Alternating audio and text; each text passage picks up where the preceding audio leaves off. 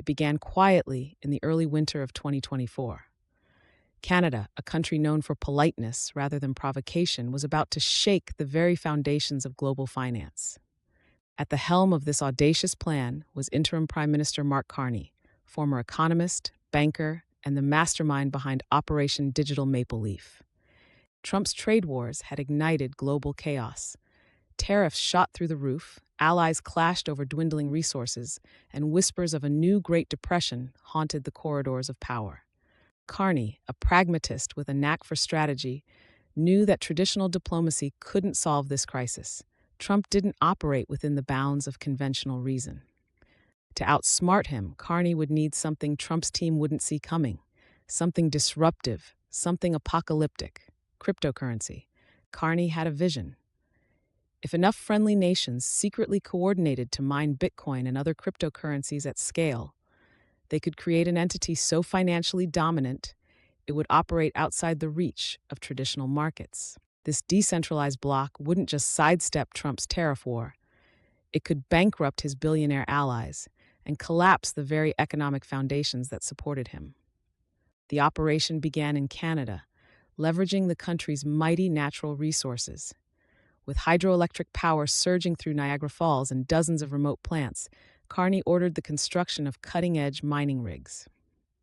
These rigs didn't run on conventional processors or GPUs. They were powered by quantum maple syrup technology (TM), a proprietary processing invention built by Canada's finest engineers.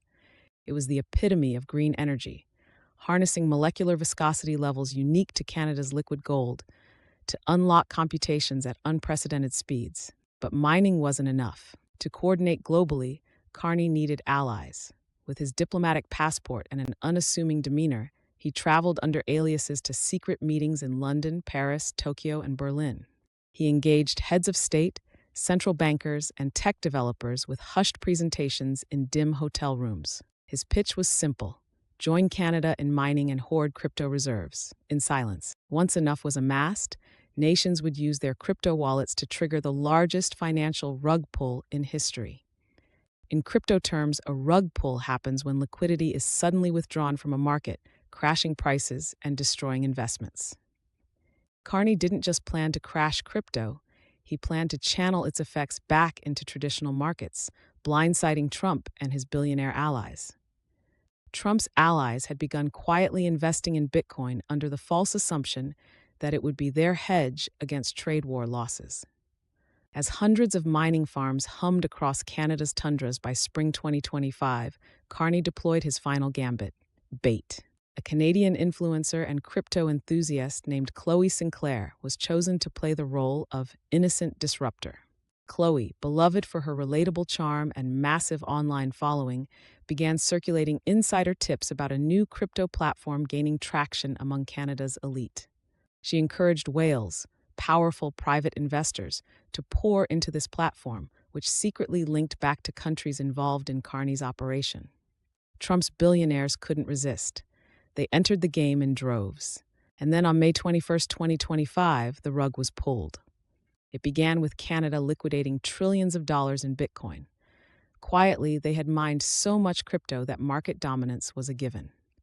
Japan and the EU followed suit, unleashing reserve holdings in Ethereum, Solana, and Cardano within hours. The result was catastrophic, a market spiral so brutal that Bitcoin dropped below $100 overnight. Crypto investors worldwide were decimated, but none more than Trump's closest financial allies. Their gains turned to ash while Canada's coffers quietly swelled. The liquidity backlash flooded banks, hedge funds, and stock markets, triggering a wave of bankruptcies that sent Trump's cadre into political and financial freefall. Carney stepped onto a podium 3 days later, addressing the Canadian public and the world with a reassuring tone. We have acted decisively to prevent economic devastation through extraordinary measures. To those asking whether this is ethical, consider the alternative. For Trump's allies, it was too late. Operation Digital Maple Leaf had reshaped the game. The Great Depression 2.0 was no longer a looming threat. It was an avoided chapter of history. The rug pull wasn't just the defeat of a tariff war. It was the endgame for a broken economic system. Canada had played the long game and won,